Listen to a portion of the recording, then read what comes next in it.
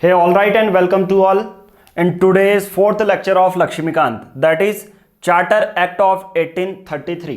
Okay, now आज की इस वीडियो में पढ़ेंगे चार्टर एक्ट 1833 का क्या है. नाउ ये फोर्थ लेक्चर है. लक्ष्मीकांत हम कर चुके हैं, हिस्टोरिकल बैकग्राउंड, रेगुलेटिंग एक्ट कर चुके हैं, और पिछली वीडियो में तो हमने अमेंडिंग एक्ट भी पढ़ा था और पिट्स इंडिया का भी एक्ट पढ़ा था. मैं आपसे ये कहूँगा कि जब आप वीडियो लेक्चर देख रहे हैं तो सामने लक्ष्मीकांत की बुक भी ले लो, ताकि जो है और अच्छे से समझ में आ जाए आपको. आज का टॉपिक रहने वाला है चार्टर एक्ट ऑफ 1833. ठीक है, यहाँ पर से ये पूरा करेंगे, फिर चार्टर एक्ट 1853. देखिए, जो सबसे पहले इनिशियल में थोड़ा सा टाइम लगेगा, एक्ट को समझने में ही लगेगा. ठीक है, अभी हम पूरा ये जानने वाले हैं कि किस तरह से कॉन्स्टिट्यूशन बनने के पीछे इन एक्ट का कहीं ना कहीं कुछ कुछ जो प्रोविजंस है ना, जो ब्रिटिश पार्लियामेंट द्वारा जो प्रोविजंस बताए गए हैं, जो प्रोविजन आएंगे वो कहीं ना कहीं हमारे कॉन्स्टिट्यूशन में भी अभी जो प्रेजेंट इंडिया का कॉन्स्टिट्यूशन है उस पर भी यूज होंगे. वो तभी ये हम एक्ट पढ़ रहे हैं, नहीं तो नहीं पढ़ते. ओके, ना उससे पहले जो यहाँ पर हैंड रिटन नोट्स देखने को मिल रहे हैं वो आपको क्लियर नहीं होगा. उसके लिए मैं वही बताता हूँ आपको कि टेलीग्राम ऐप डाउनलोड करनी है. सर्च बॉक्स में आपने टाइप करना है PR पब्लिकेशन. तो यहाँ पर देखिए पार्ट 3 जो इससे पहले की थर्ड क्लास है और उससे पहले की जो क्लास है वो हम ऑलरेडी यहाँ पर PDF फॉर्म में डाल चुके हैं. जैसे ही आप डाउनलोड करोगे और PR पब्लिकेशन सर्च करोगे तो यहाँ पर टेलीग्राम में इस लेक्चर में आपको यहाँ पर PDF फॉर्म मिल जाएगी. ओके, तो ये चीज़ें आपको करनी है. ओके, नाउ इससे पहले देखो क्या क्या हुआ था जो मैं आपको बता देता हूँ. इससे पहले हमने किया था रेगुलेटिंग एक्ट, फिर उसके बाद पिट्स एक्ट. पिट्स एक्ट से 1773 से देख लो, 1773 से 1781, फिर 1784.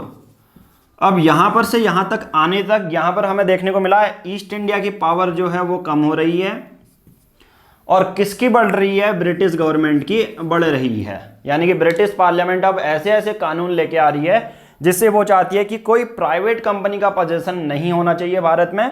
पोजीशन होगा तो सिर्फ एक का. सर्वशक्तिमान कौन है? British government. ओके, नाउ अब देखते हैं पिट्स इंडिया एक्ट के बेसिस पर. पिट्स इंडिया एक्ट में दो जो पहली बार चीजें हुई थी, कंपनी के टेरिटोरियल पोजीशन को ब्रिटिश पोजीशन बोला गया था. पहला ये बहुत इंपॉर्टेंट रखना. और दूसरा, ब्रिटिश गवर्नमेंट की सुपरमेसी ईस्ट इंडिया कंपनी के ऊपर हावी हो चुकी थी. ओके, नाउ इतना सब पढ़ने के बाद आज हम पढ़ेंगे चार्टर एक्ट ऑफ 1833.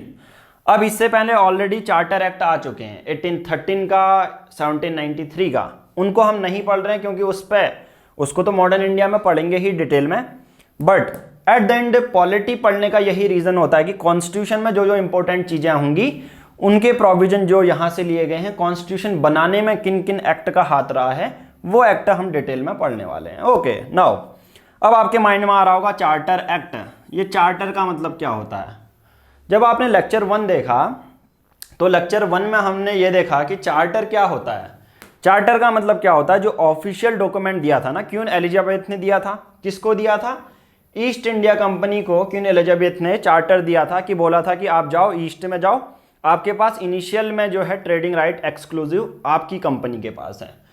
तो चार्टर का मतलब यही है. एक तरह से चार्टर एक्ट 1833 बोलो या ईस्ट इंडिया कंपनी एक्ट 1833 बोलो. ठीक है, बहुत बार आपको कंफ्यूजन भी क्रिएट करेगा यूपीएससी. चार्टर एक्ट के बदले क्या बोल देगा? East India company act 1833. Charter किसको दिया गया है? सिंपल सी बात है, ईस्ट इंडिया कंपनी को दिया गया है, तो इसी के बेसिस पर चार्टर एक्ट बोला जाता है. चार्टर एक्ट यानी कि मतलब ऑफिशियल डॉक्यूमेंट कि कंपनी को और ज़्यादा कितना ज़्यादा जो चीज़ें हैं एक्सटेंड करनी है. तो चार्टर एक्ट हम पढ़ने वाले हैं अभी. ओके, अब मैंने इसका थोड़ा सा फ्रेमवर्क इंट्रोडक्शन आपको दे दिया. चार्टर एक्ट क्या होता है, क्यों बोला जाता है, और कंपनी के बारे में जो कंपनी की चीज़ें होती हैं उसको बढ़ाने के लिए चार्टर एक्ट लाया गया. अब पर एक्चुअल में क्या क्या प्रोविज़न है वो हम एक एक करके पढ़ लेते हैं. ओके, तो सबसे पहला जो ये है, आपको सामने हैंड रिटन जो नोट्स हैं उसको डाउनलोड कर लो, एक बार देख लो, फिर उसके बाद वीडियो लेक्चर भी देख सकते हो. ओके, नाउ सबसे पहला जो पॉइंट है, चार्टर एक्ट 1833 से होता क्या है कि जो पहली ईस्ट इंडिया कंपनी की कॉमर्शियल एक्टिविटीज़ हैं वो क्लोज हो जाती हैं. पहला इस एक्ट के बेस 1813 से धीरे धीरे क्या हो रहा था, कंपनी की कॉमर्शियल एक्टिविटीज़ क्या कर रहे थे. इससे पहले हमने पिट्स एक्ट पढ़ा था, मैंने आपको बताया होगा कि ईस्ट इंडिया कंपनी क्या कर रही है, कॉमर्शियल एक्टिविटी चला रही है.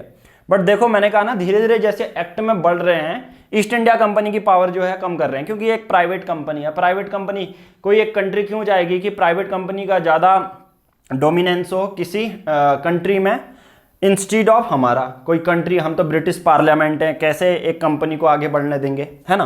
तो ईस्ट इंडिया कंपनी की कॉमर्शियल पावर यहाँ पर क्लोज हो चुकी हैं। पहला पॉइंट 1833 में। ओके, नाउ दूसरा पॉइंट क्या है? दूसरा पॉइंट क्या है? हालांकि ईस्ट इंडिया कंपनी अभी भी इस एक्ट में ये देखने को मिलता है, ईस्ट इंडिया कंपनी, अब जो लक्ष्मीकांत में दिया गया है ना, उसको सामने रखते जाओ तब आपको और अच्छे से समझ में आएगा। उसको लाइन बाय लाइन पढ़ो भी, और मैं यहाँ समझाते जाता हूँ तो लक्ष्मीकांत आपकी पूरी फिनिश हो जाएगी। मतलब यूपीएससी के लिए, पॉलिटी के लिए आपको कहीं जाने की जरूरत नहीं है। ये फाइनल लेक्चर आप ये सुन लो, मैं डिटेल में प्रीलिम्स भी पढ़ा रहा हूँ, मेंस भी पढ़ा रहा हूँ, तो कोई टेंशन लेने की जरूरत नहीं है। 2 मंथ का कोर्स है लक्ष्मीकांत, फ्री में नोट्स भी मिल रहे हैं, फ्री में लेक्चर भी मिल रहे हैं आपको, ठीक है, बस पढ़ो आप। ओके, ईस्ट इंडिया कंपनी का कॉमर्शियल जो चीज़ें हैं वो क्लोज हो गई। ईस्ट इंडिया कंपनी हालांकि अभी भी इंडिया की टेरिटरी में पोजीशन है, यानी कि इंडियन टेरिटरी में एडमिनिस्ट्रेशन अभी भी ईस्ट इंडिया कंपनी के, तुरंत ही थोड़ी ना ला पाएगी ना, ब्रिटिश गवर्नमेंट कोई अलग से कंपनी खड़ी नहीं कर पाएगी। ईस्ट इंडिया कंपनी के जो ऑलरेडी स्टेब्लिश्ड ऑफिशियल्स हैं, पहले से ही रेवेन्यू ऑफिसर्स ये हैं। हालांकि इंडियन टेरिटरी में अभी भी ईस्ट इंडिया काम कर रही है एडमिनिस्ट्रेशन, ऐसा नहीं किया ईस्ट इंडिया कंपनी को भगा दिया, ऐसा नहीं।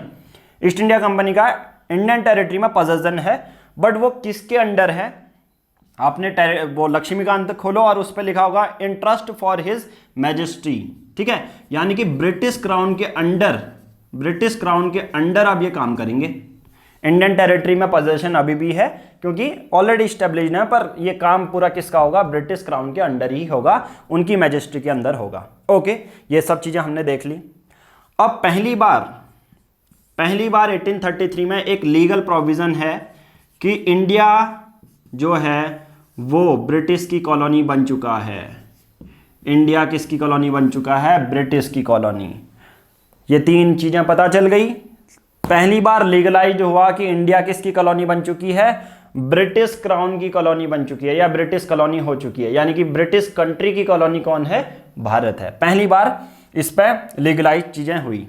और तीसरा जो चौथा पॉइंट है, पहली बार और एट द एंड जो सेंट्रल एडमिनिस्ट्रेशन होता है ना, पूरा काम किसका, मतलब किसके सुपरविजन में होगा? जो इंपॉर्टेंट डिसीजन लेंगे वो ब्रिटिश क्राउन के द्वारा लिए जाएंगे। अब यानी कि पहली बार सेंट्रलाइजेशन हुआ। पहली जो लक्ष्मीकांत में पहली लाइन लिखी होगी ये यही लिखी होगी कि centralisation in British India, centralisation in British India administration में ये चीजें देखने को मिली। ओके, ये 4 पॉइंट आपने पढ़ लिए होंगे, अच्छे से समझ लिए होंगे कि 1833 का एक्ट क्या है। सेंट्रलाइजेशन मतलब अब जो भी इंपॉर्टेंट जितने भी फंक्शन होंगे, जितने भी इंपॉर्टेंट डिसीजन होंगे ना, वो अब कौन ले रहा है? ब्रिटिश गवर्नमेंट के कहने पर ही लिए जा रहे हैं। वहां से कुछ बोला जाएगा, कंपनी को ऐसा करना पड़ेगा। अब कंपनी क्यों कर रही है? क्योंकि आपको पता है ऑलरेडी स्टेब्लिश्ड कंपनी है।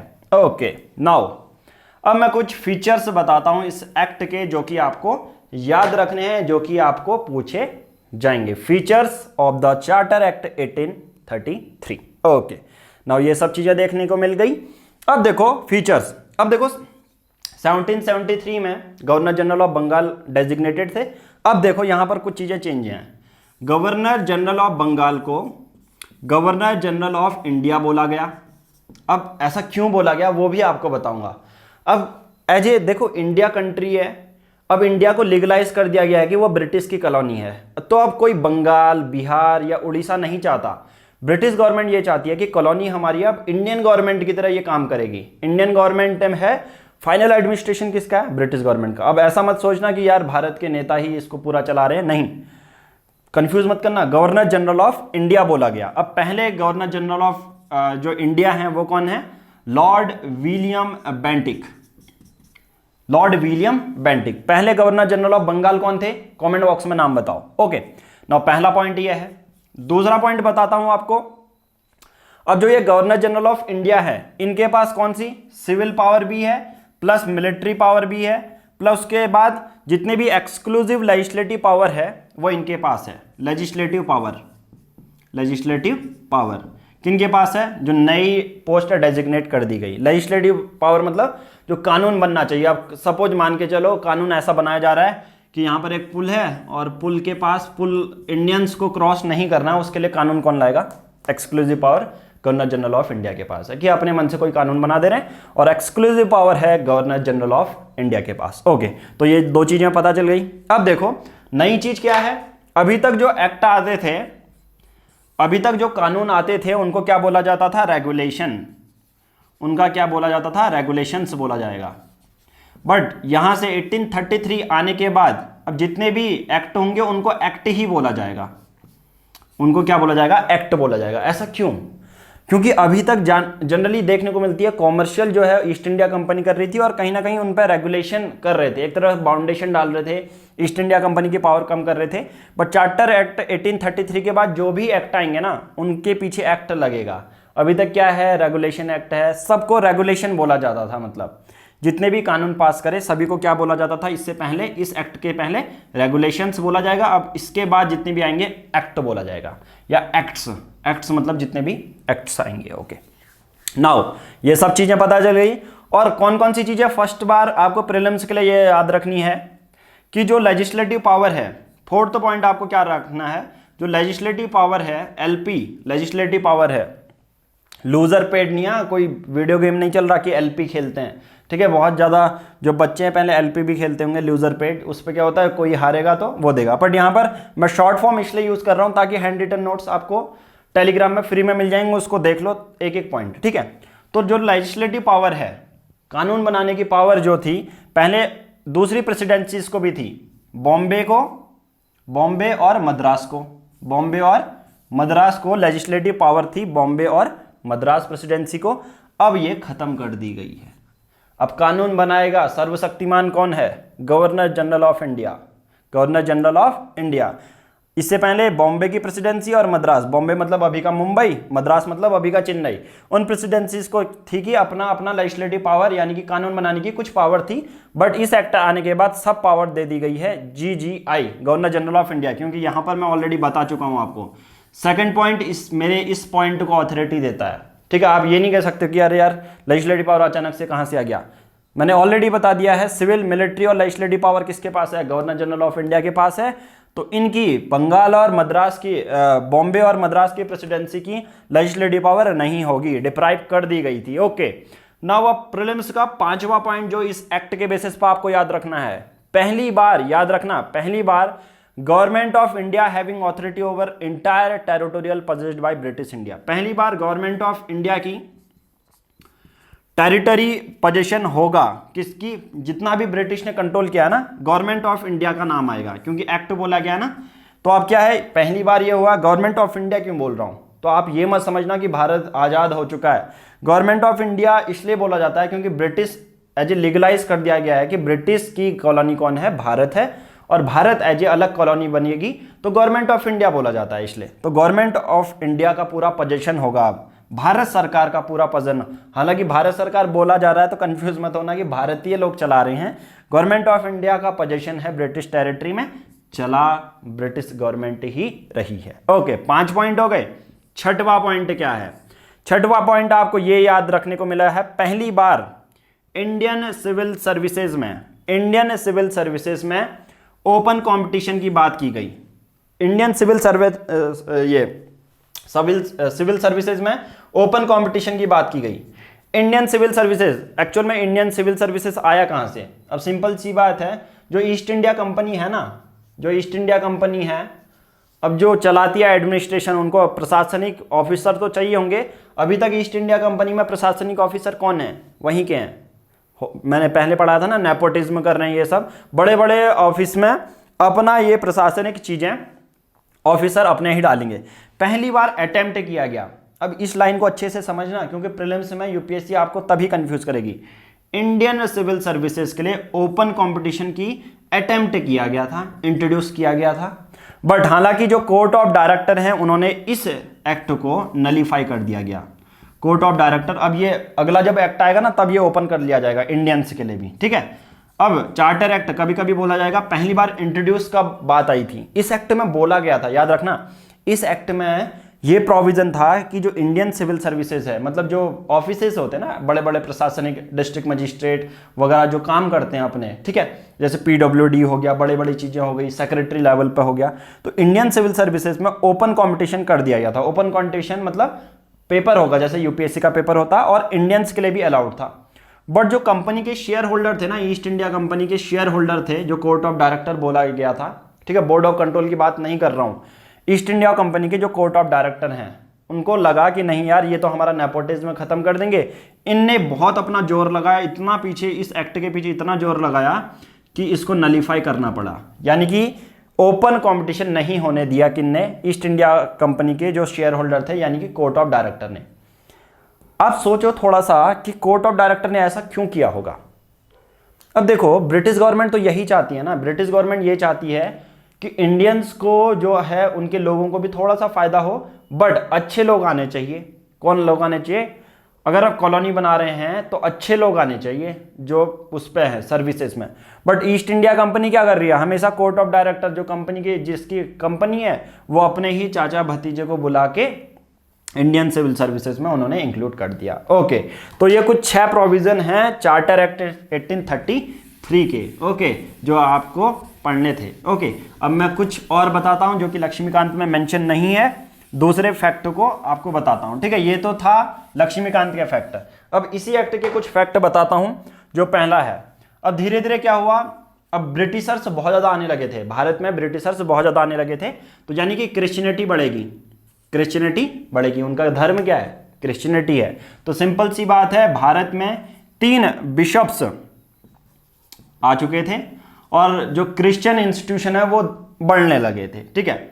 दूसरा पॉइंट क्या है, जो गवर्नर जनरल का काउंसिल है, 4 मेंबर हो चुके थे बट लिमिटेड पावर हो गई, ठीक है। और पहली बार इंडियन लॉ कमीशन स्टैब्लिश किया गया, ये याद रख लेना, इंडियन लॉ कमीशन की बात आ गई। पहली बार चार्टर एक्ट 1833 में ही स्टैब्लिश हुआ था इंडियन लॉ कमीशन, जिसके चेयरमैन कौन थे? याद रखो, जिसके चेयरमैन कौन थे? Lord Macaulay, Lord Macaulay. अब इनका जो नाम है ये आगे बहुत ज़्यादा आने वाला है, सिविल सर्विसेज में लॉर्ड मैकाले का नाम बहुत अच्छा आएगा, याद रखना। तो इंडियन लॉ कमीशन पहली बार स्टैब्लिश हुआ था, जिसके चेयरमैन कौन थे? लॉर्ड मैकाले थे। ओके, दूसरा, इस एक्ट के बेसिस पे बंगाल की प्रेसिडेंसी को 2 पार्ट में डिवाइड करने का प्रोविजन था। कौन सा? एक तो आगरा था और दूसरा विलियम फोर्ट था, ठीक है, प्रोविजन था। हालांकि ये इफेक्ट में नहीं आया। कुछ कुछ चीज़ें ये आपको याद नहीं करनी, मैं बस बता दे रहा हूँ कि चार्टर एक्ट 1833 आ गया तो कुछ कुछ चीज़ें। और याद रखो एक और चीज़, सबसे बड़ी चीज़ जो है, 1833 में ब्रिटेन ने अपने यहाँ से स्लेवरी एबोलिश कर दी, अपने यहाँ से स्लेवरी एबोलिश कर दी, और ब्रिटिश के जितने भी पोजीशन थे वहाँ भी स्लेवरी एबोलिश कर दी। बस ये चार्टर एक्ट 1833 हमने यहाँ पर पढ़ लिया। उसके बाद नेक्स्ट वीडियो आएगी चार्टर एक्ट, कौन सी मैं आपको दिखा देता हूँ, 1853 वाली। इसके भी हैंड रिटन नोट्स टेलीग्राम में ही मिलेंगे, ठीक है। यहाँ तक देख लिया है, वीडियो को लाइक कीजिए, ठीक है, कमेंट कीजिए, और वीडियो अच्छी लगी है, समझ में आया है कुछ, तो यार लाइक क्या है आपका, फ्री में लाइक है, तो वीडियो को लाइक कीजिए। ज़्यादा से ज़्यादा जितने भी यूपीएससी के सिविल सर्वेंट, जितने भी एस्पिरेंट हैं, उन ग्रुप में भेजिए ताकि सभी लोगों को फ़ायदा हो। क्योंकि एक्चुअल में देखिए बहुत जगह आपको देखने को मिलता है, विजन लेक्चर देता है, दूसरे लेक्चर देते हैं, आपको बहुत ज़्यादा कॉस्टली पड़ते हैं, बट यहाँ पर फ्री में लेक्चर होगा और क्वालिटी से कोई कॉम्प्रोमाइज़ नहीं होगा।